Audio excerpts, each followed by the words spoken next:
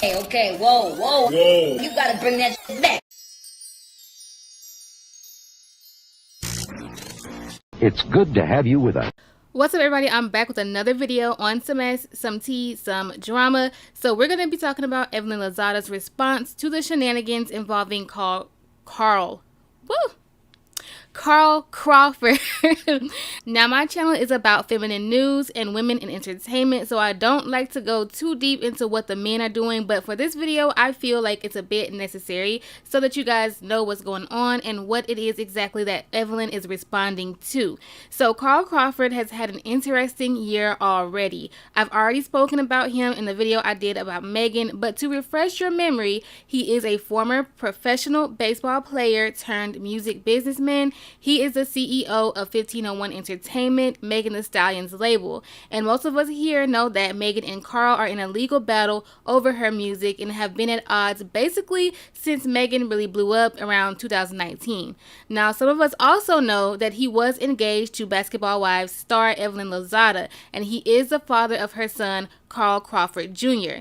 Now, like I said, this man has had an interesting year. First, of course, his legal battles with Megan, then a woman and a 5-year-old boy drowned in the pool at Carl Crawford's home during a small gathering. And now, Carl has been arrested on DV charges. He allegedly visited his ex-girlfriend's house, yelled at her, grabbed her by the neck while holding a weapon, and at some point, her 1-year-old child entered the room and began to witness what was happening, but the woman was able to get away. All of this was alleged and allegedly happened on May 8th. So that was actually close to 2 weeks before the two people drowned at his house, but he just got charged and arrested on June 4th. So now that you're caught up with everything that's going on, this is where Evelyn comes in at. Evelyn felt that she needed to make a statement because, according to her, she kept getting calls about the situation and she kept seeing blogs trying to tie her in and put words in her mouth. Once again, according to her. So this is what she took to Instagram to say.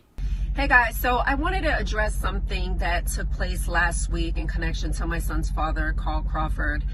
And initially I wasn't going to say anything. Initially I wasn't going to comment because I feel like a lot of the times when there is something going on in Carl's world, my name tends to get thrown in anything that he has going on. So I understand, you know, that there are some people that are always going to connect us together because I'm his ex-fiance and we were together. But after my team got their second or third phone call in connection to what happened last week, the domestic violence arrest, I had to say something because I see stories popping up with, you know, people trying to change my story and my narrative. I've heard of reporters saying, oh, well, you know, can we get a comment from her? Didn't she say that Carl did the same to her? And I refuse to sit here and allow the world or anybody to change my story and my truth. So that's why I'm putting this video together. And let me just stress one thing. By no means am I trying to discredit anyone else's story. I know what that feels like. So that is not what I'm trying to do. I don't know what happened with the relationship before me. I don't know what happened with the relationship after me. I stay in my lane. I'm just talking about my personal experience because I was engaged to be married to this man. I was with him for 4 years. And for any blogger or reporter to try to switch up the story as to why we broke up, I think is disgusting. You know, and I have to protect my son. I never want my son to see, oh, okay, well, mom and dad, you know, I see a story that he did this to her. No, he did not. Carl has never put his hands on me. Carl has never intimidated me. Carl has never called me bitches and hoes or ever stood over me trying to intimidate me. We never had that relationship. Yeah, we broke up for other reasons, but it wasn't for that. And that's why I'm doing this. And I also want to say for anyone that is dealing with domestic violence, You guys know I take this very, very seriously. For anybody that knows, for anyone that is dealing with domestic violence, if you know somebody that is dealing with domestic violence, you could go to evelynlozada.org. I have people on my staff that will answer emails, talk to you. We can give you advice, you know, point you in the best direction as to how to get out of this relationship. I'm here for you, you know, but I just really, really felt like I needed to, you know, address this. I didn't want this to continue to snowball into something that is not true. I'm just speaking from my heart. I'm just speaking about my truth in connection to my son's father. And that's it. You know, I've never had that situation happen to me. And we are cool to this day. And all I care about is that we co-parent our son and that he's able to co-parent with the mother of his children, and that really at the end of the day, that's what's important here, are our kids. So I'm gonna leave this video here, and I love you guys. Thank you. And she captioned the video with this. She says, "My truth. With all that's going on in the world right now, I hate that I have to even address this. I will always be empathetic to anyone who has experienced any form of domestic violence, and in no way would I ever undermine anyone else's alleged experience.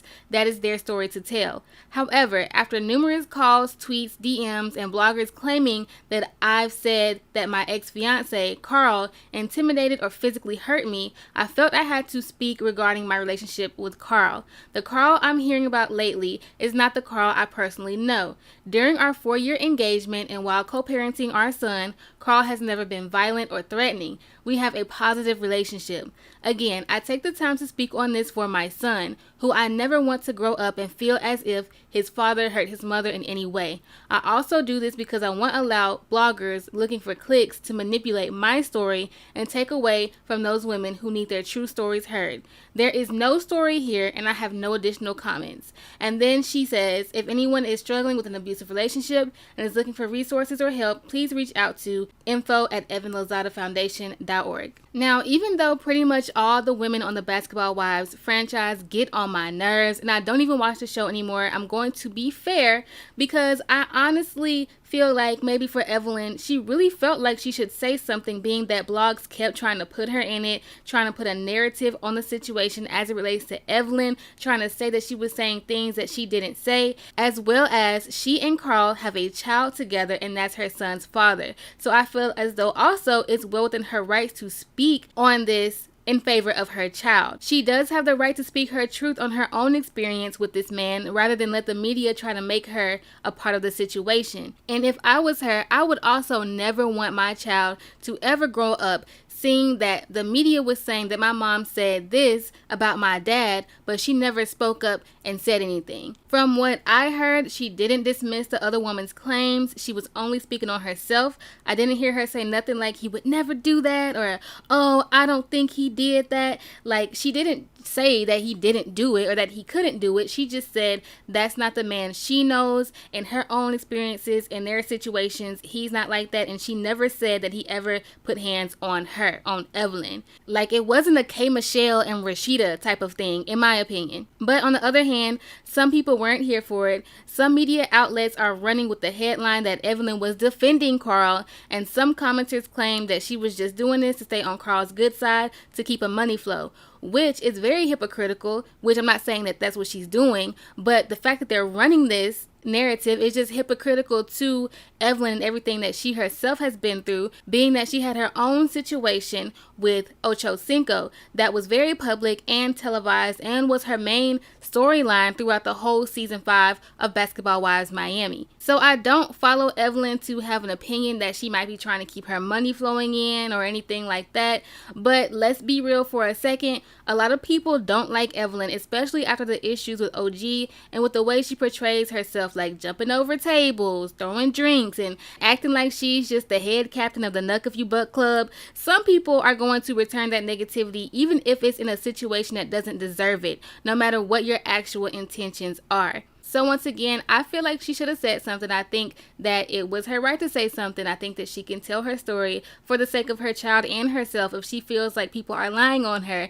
I don't see anything wrong with her saying what she said. Even though Evelyn is Evelyn, the times that she has spoken on situations like this and the foundation that she has created for people who have been into situations like this, like, it does come off as genuine to me. But now you already know what to do. Drop down in the comments. Let me know how you feel. Do you think Evelyn should have said anything at all? And what do you think is going on with Carl Crawford? It seems like there's a lot of dark and negative energy just surrounding him, or maybe he's just a negative person. Like the video because it's good for your edges. And don't forget to subscribe to the channel and hit that notification bell so that you can be notified each and every time I upload a video. And that's it for today. I'm going to see you guys in the next one.